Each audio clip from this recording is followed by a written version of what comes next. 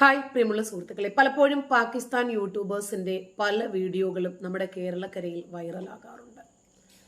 പാകിസ്ഥാനില് ദാരിദ്ര്യവും ഇന്റർനെറ്റ് വിച്ഛേദിച്ച സന്ദർഭവും അതുപോലെ ഇന്ധനക്ഷാമവും ഒക്കെ ഉണ്ടായ സമയത്ത് ഒരു യൂട്യൂബർ, പടച്ചോനെ, നരേന്ദ്രമോദിയെ പോലെ ഒരു ഭരണാധികാരിയെ നീ ഞങ്ങൾക്ക് തന്നിരുന്നെങ്കിൽ ഞങ്ങൾക്ക് പട്ടിണിയില്ലാതെ പോകാമായിരുന്നല്ലോ എന്ന് ഒരു പ്രശസ്ത യൂട്യൂബർ വീഡിയോ ചെയ്തത് വലിയ രൂപത്തിൽ വൈറലായിരുന്നു.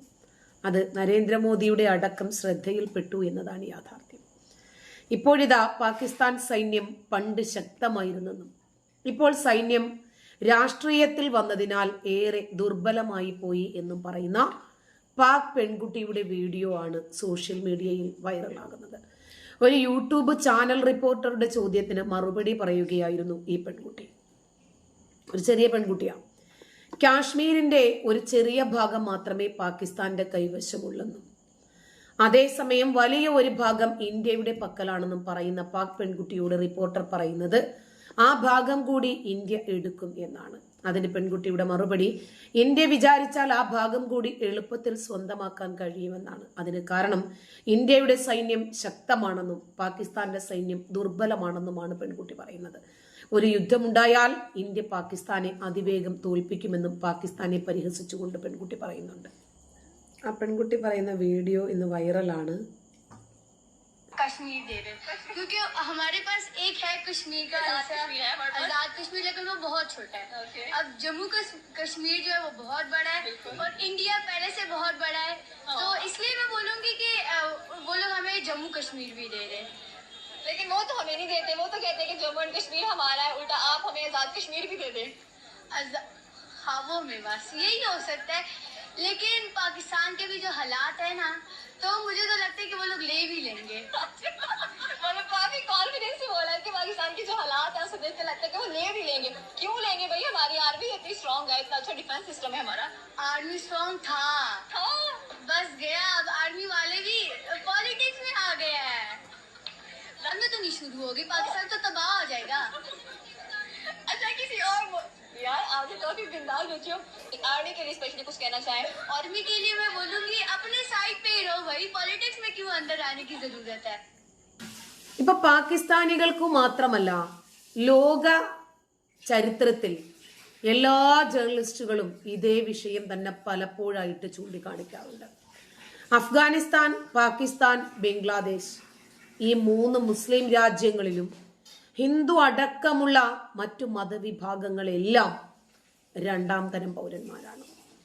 പക്ഷെ അവിടെ മുസ്ലിങ്ങൾ ഒന്നാം തരം പൗരന്മാരുമാണ്. അവരെന്തിനാണ് ഇന്ത്യയിൽ അഭയാർത്ഥികളായി വരുന്നത് എന്നതായിരുന്നു പൗരത്വ നിയമ ഭേദഗതി നിയമവുമായി ബന്ധപ്പെട്ട വിഷയം വന്നപ്പോൾ ചോദ്യങ്ങൾ ഉയർന്നത്.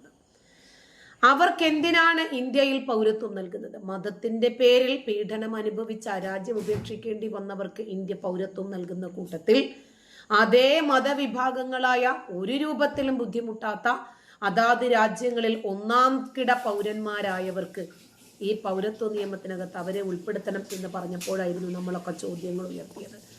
അത് ഏത് രൂപത്തിലും ഈ പൗരത്വ ഭേദഗതി ബില്ല് ഇന്ത്യയിലെ മുസ്ലിങ്ങൾക്ക് ദോഷമാണ് എന്ന് പറയുന്നത് എന്തുകൊണ്ടാണ് എന്ന് നമ്മൾ ചോദിച്ചിരുന്നു. ഇപ്പോ ആ പെൺകുട്ടി തന്നെ പറയുന്നത് കേട്ടില്ലേ? പാകിസ്ഥാൻ പെൺകുട്ടിയാണ്. ഇന്നിനിപ്പോ ഈ പെൺകുട്ടിയുടെ അവസ്ഥ എന്താണ് എന്ന് നമുക്കറിയില്ല. കാരണം പാകിസ്ഥാനെ ആക്ഷേപിച്ചെന്നോ പാകിസ്ഥാൻ സൈന്യത്തെ അധിക്ഷേപിച്ചെന്നോ ഇന്ത്യയെ പൊക്കി പറഞ്ഞെന്നോ ഒക്കെ പറഞ്ഞിട്ട് ഇനിയിപ്പോ പെൺകുട്ടി എന്താണ് അനുഭവിക്കേണ്ടി വരാൻ പോകുന്നത് എന്ന് നമുക്കറിയില്ല. ഇന്ത്യൻ സൈന്യത്തെ സംബന്ധിച്ച് ലോകരാജ്യങ്ങളുടെ എല്ലാം നിലപാട് ഈ പെൺകുട്ടി പറഞ്ഞതുപോലെ തന്നെയാണ്. നമുക്കറിയുന്ന വസ്തുതകളാണിതെല്ലാം. ശീതകാലത്ത് പാകിസ്ഥാനിൽ നിന്നുള്ള നുഴഞ്ഞുകയറ്റം തടയാൻ പഴുതടച്ച സുരക്ഷയുമായി ഇന്ത്യൻ സൈന്യം രംഗത്ത് വന്നത് നമ്മൾ കണ്ടു. ഇതിനുവേണ്ടി അതിർത്തി രക്ഷാസേന അഥവാ BSF 2 ബറ്റാലിയൻ സേനയെ കൂടിയാണ് ജമ്മുവിൽ വിന്യസിപ്പിച്ചത്. ഇന്ന് ജമ്മുവിൽ നടക്കുന്ന വിഷയങ്ങളും നമ്മൾ നിരന്തരം അറിഞ്ഞുകൊണ്ടിരിക്കുകയാണ് ഈ സോഷ്യൽ മീഡിയയിലൂടെ തന്നെ. രണ്ടാം സുരക്ഷാ കവചം എന്ന നിലയിൽ 2000 സൈനികരെയാണ് വിന്യസിപ്പിച്ചത് എന്ന് സൈനിക ഉദ്യോഗസ്ഥരാണ് വ്യക്തമാക്കിയത്. പാകിസ്ഥാനുമായിട്ടുള്ള അന്താരാഷ്ട്ര അതിർത്തിയിലാണ് സേന വിന്യസിപ്പിച്ചിരിക്കുന്നത്. ജമ്മു, പഞ്ചാബ്, രാജസ്ഥാൻ, ഗുജറാത്ത് ഈ സംസ്ഥാനങ്ങളിലെ 2289 കിലോമീറ്റർ അതിർത്തിയിലാണ് BSF കാവൽ നിൽക്കുന്നത്. അതില് 485 കിലോമീറ്റർ ആണ് ജമ്മു മേഖലയിലുള്ളത്. നേരത്തെ മാവോയിസ്റ്റുകളെ നേരിടുന്നതിന് വേണ്ടി ഒഡീഷയിൽ വിന്യസിച്ചിരുന്ന 2 ബറ്റാലിയൻ സൈനികരെ BSF പിൻവലിച്ചിരുന്നു. ഈ സൈനികരെയാണ് ജമ്മുവിൽ പുനർവിന്യസിപ്പിച്ചിരിക്കുന്നത്. ജമ്മു കാശ്മീരിലെ പഞ്ചാബ് അതിർത്തിയിലേക്കുള്ള സാംബ മേഖലയിലാണ് സൈനികരെ വിന്യസിപ്പിച്ചിരിക്കുന്നത് എന്ന് സുരക്ഷാ വൃത്തങ്ങൾ വ്യക്തമാക്കി. അതേസമയം ഇന്ത്യൻ സൈന്യം ജമ്മു കാശ്മീർ പോലീസുമായി സഹകരിച്ച് തീവ്രവാദ ഭീഷണികൾക്കെതിരെ പ്രാദേശിക സുരക്ഷ വർദ്ധിപ്പിക്കുന്നതിന് വില്ലേജ് ഡിഫൻസ് ഗാർഡുകളെ അഥവാ VDG പരിശീലിപ്പിക്കുന്നതിന് വേണ്ടിയുള്ള ഒരു പദ്ധതിയും ആരംഭിച്ചു.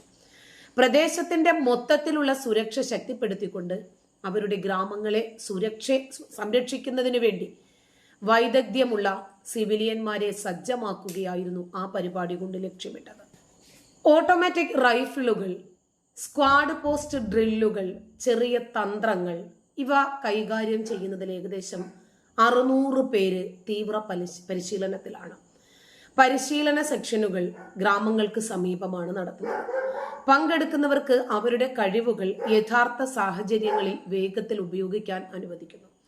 ഓരോ VDG യൂണിറ്റിനും കുറഞ്ഞത് 3 ദിവസത്തെ ഘടനാപരമായ പരിശീലനം ലഭിക്കുന്നു. സരോളിലെ കോക്സ് ബാറ്റിൽ സ്കൂളിൽ നിന്നുള്ള ഇൻസ്ട്രക്ടർമാരുടെയും അതുപോലെ വിഭവങ്ങളുടെയും പിന്തുണയോടെ ഇന്ത്യൻ ആർമി രൂപീകരണങ്ങളാണ് പരിശീലനത്തിന് നേതൃത്വം നൽകുന്നത്. ജമ്മു കാശ്മീർ പോലീസിന്റെ അഭ്യർത്ഥന മാനിച്ചിട്ടാണ് ഈ പരിപാടി തന്നെ ആരംഭിച്ചത്. ഇതിനോടകം രജൌരിയിൽ 500ഓളം വ്യക്തികൾക്കും അതുപോലെ ദോഡയിലും കിഷ്ത്വാറിലും 85 മുതൽ 90 പേർക്ക് വരെ പരിശീലനം നൽകിയിട്ടുണ്ട്. ഈ രാജ്യത്തെ സേവിക്കുന്ന ആളുകൾക്ക് വേണ്ടിയുള്ള തിരക്കിലാണ്. അതുകൊണ്ട് ഈ രാജ്യത്തെ മാനിക്കാത്തവരെയും ഈ രാജ്യത്തെ തകർക്കാൻ ലക്ഷ്യം വയ്ക്കുന്നവരെയും ശ്രദ്ധിക്കാൻ ഈ രാജ്യത്തിന്റെ അമരക്കാർക്ക് താല്പര്യമില്ല, സമയവുമില്ല. ഇപ്പോൾ കാശ്മീരില് ഈ വർഷം ഇതുവരെ 75 ഭീകരരെയാണ് സുരക്ഷാ സേന വധിച്ചതായിട്ട് റിപ്പോർട്ട് വന്നത്. കൊല്ലപ്പെട്ട ഭീകരരിൽ 60% പാകിസ്ഥാനിൽ നിന്നുള്ളവരാണ് എന്ന് സൈനിക ഉദ്യോഗസ്ഥർ അറിയിച്ചതായി ഇന്ത്യ ടുഡേ റിപ്പോർട്ട് ചെയ്യുന്നു. സുരക്ഷാ സേന വധിച്ച 75 പേരിൽ ഭൂരിഭാഗവും വിദേശ ഭീകരരായിരുന്നു. ഓരോ 5 ദിവസത്തിലും ഒരു ഭീകരനെ സുരക്ഷാ സേന ഇല്ലാതാക്കുന്നു എന്നാണ് റിപ്പോർട്ടിലുള്ളത്. നിയന്ത്രണ രേഖയിലും അന്താരാഷ്ട്ര അതിർത്തിയിലും നുഴഞ്ഞു കയറാൻ ശ്രമിക്കുന്നതിനിടയിൽ 17 ഭീകരരെ സുരക്ഷാ സേന വധിച്ചു. കൂടാതെ ഉൾപ്രദേശങ്ങളിൽ നടന്ന ഏറ്റുമുട്ടലിൽ 26 ഭീകരരെയാണ് വധിച്ചത്. ജമ്മു, ഉദ്ധംപൂർ, കത്തുവ, ദോഡ, രജൌരി ഈ ജില്ലകളിൽ നടന്ന ഏറ്റുമുട്ടലുകളിലാണ് ഇവരെയൊക്കെ വധിച്ചത്. ബാരാമുള്ള, ബന്ദിപ്പോര, കുപ്വാര, കുൽഗാം ഈ ജില്ലകളിലൊക്കെയുള്ള വിദേശ ഭീകരരെയും സുരക്ഷാ സേന വധിച്ചിട്ടുണ്ട്. ബാരാമുള്ളയിൽ മാത്രം 9 ഏറ്റുമുട്ടലുകളിലായി 14 പ്രാദേശിക ഇതര ഭീകരരെയാണ് വധിച്ചത്. ജമ്മു കാശ്മീരിൽ പ്രവർത്തിക്കുന്ന പ്രാദേശിക ഭീകരരുടെ സാന്നിധ്യത്തിൽ ഗണ്യമായ കുറവുണ്ടായതായിട്ടാണ് കണക്കുകൾ സൂചിപ്പിക്കുന്നത്. ഈ മേഖലകളിൽ പാകിസ്ഥാൻ ഭീകരർ സജീവമാണെന്നും പ്രാദേശിക ഭീകര സംഘം ഏതാണ്ട് തുടച്ചു നീക്കപ്പെട്ടു കഴിഞ്ഞെന്നും ഒരു സൈനിക ഉദ്യോഗസ്ഥൻ പറഞ്ഞതായിട്ടാണ് റിപ്പോർട്ട്. 2024 ജമ്മു കാശ്മീരിൽ ഉടനീളം 60 ഭീകരാക്രമണങ്ങളിലായി 32 സാധാരണക്കാരും 26 സുരക്ഷാ സേന അംഗങ്ങളും ഉൾപ്പെടെ 122 പേർക്കാണ് ജീവൻ നഷ്ടപ്പെട്ടത്. ജമ്മു കാശ്മീരിൽ പ്രവർത്തിക്കുന്ന പ്രാദേശിക ഭീകരരുടെ എണ്ണത്തിൽ ഗണ്യമായ കുറവുണ്ടായതായി കണക്കുകൾ സൂചിപ്പിക്കുന്നു. പാകിസ്ഥാൻ ഭീകരർ മേഖലയിൽ സജീവമാണെന്നും അതേസമയം പ്രാദേശിക ഭീകര സംഘങ്ങളെ തുടച്ചു നീക്കുന്നതിൽ സൈന്യം വിജയിച്ചു എന്നുമാണ് ഉദ്യോഗസ്ഥർ പറഞ്ഞത്. നന്ദി.